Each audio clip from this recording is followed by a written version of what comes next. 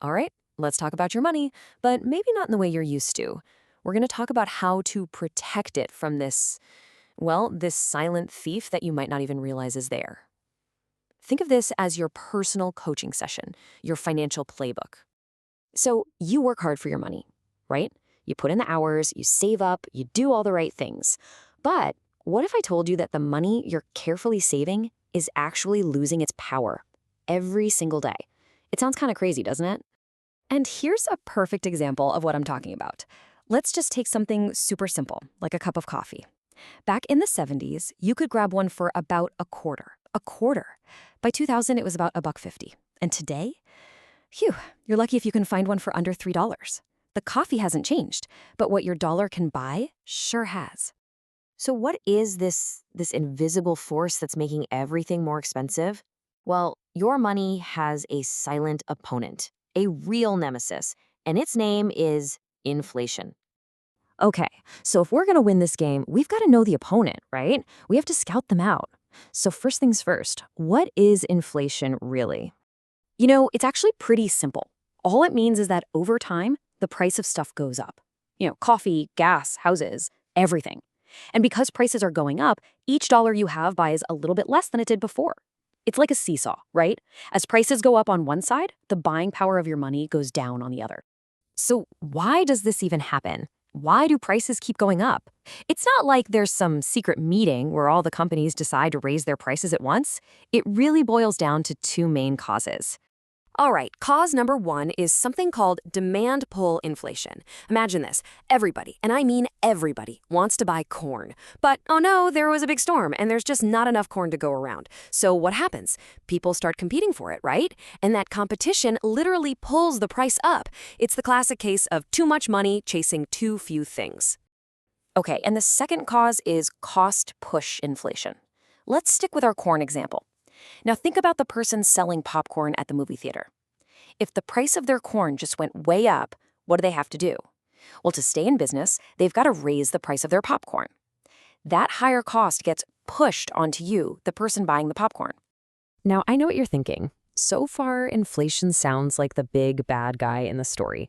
But here's where things get a little weird, a little counterintuitive. It turns out a little bit of inflation is actually a good thing. Yeah, you heard me right. The big central banks, the people in charge of a country's money, they actually aim for a specific target. It's like their magic number, somewhere around 2 to 3% inflation every year. So the big question is, why on earth would they want prices to go up? Well, here's the thinking. When prices are rising just a little bit, it kind of encourages us to spend or invest our money today, because we know it'll be worth a little less tomorrow. That keeps money flowing and the economy chugging along. The opposite of that is called deflation, where prices are actually falling. Now that sounds great, right? Cheaper stuff. But it's actually really bad, because if you know that TV will be cheaper next month, you'll just wait. And if everyone waits, the whole economy just stops. Okay, so we've established the target. We need to beat that 2 or 3%. And that brings us to, honestly, the most important part of our chat today. We're going to talk about the savings account trap. This is, hands down, the biggest mistake that so many smart savers make. I mean, we've all heard it a million times, right? From our parents, our grandparents, save your money, put it in a savings account where it's safe. And look, that's not bad advice, but in this game against inflation, just leaving your money there, it's like showing up to the championship game and just sitting on the bench. You're not even in the game. And this right here shows you exactly why. Let's think of it like a race. That first bar, inflation, is the speed you have to beat. It's moving along at about 2% a year. Now look at that second bar. That's the interest you're getting from your savings account. It's chugging along at maybe 1%. You can just see it. You're falling behind. Let's just do the quick math here. If prices are going up by 2%, but your money is only growing by 1%, your real return is actually negative 1%. Let that sink in. Every single year, your money sits in that safe account. It is actively losing 1% of its buying power. It's literally getting weaker. Okay, that sounds pretty depressing, I know. But don't worry, because this is the part where we talk about how to win. This is the playbook. It's time to get your money off the bench and into the game. And the answer, the whole strategy, comes down to one simple idea. Investing. That's it. And all investing means is putting your money to work in a way that helps it grow faster than inflation is eating it away. To show you just how powerful this can be, let's play out a little scenario, a 10-year challenge. We've got 3 friends, Tony, Jack, and Bob. Back in 2014, they each start with $1,000. Tony does the safe thing and puts his in a savings account. Jack decides to buy gold, and Bob invests his money in the stock market. All right, now let's fast forward 10 years to today. Tony, our saver, has turned his 1,000 into about $1,100. Okay? Jack, with his gold, has about $1,800. Not bad at all. But then there's Bob. Look at that. By investing in stocks, his $1,000 grew to an incredible $9,000. He didn't just beat inflation, he absolutely crushed it.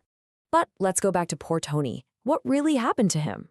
Yeah, he has more dollars, 1,104 of them. But here's the kicker. Because of all that inflation over 10 years, he'd need about $1,200 today just to have the same buying power he started with. So even though his dollar amount went up, the real value of his money actually went down. He played it safe, and he ended up losing the game. So look, if you only remember one thing from our entire chat, please let it be this. For your wealth to actually grow, your savings have to grow faster than inflation. It's not enough just to put money aside. Your money has to be in the race, and it has to win. And so that leaves us with one last really important question that you have to ask yourself.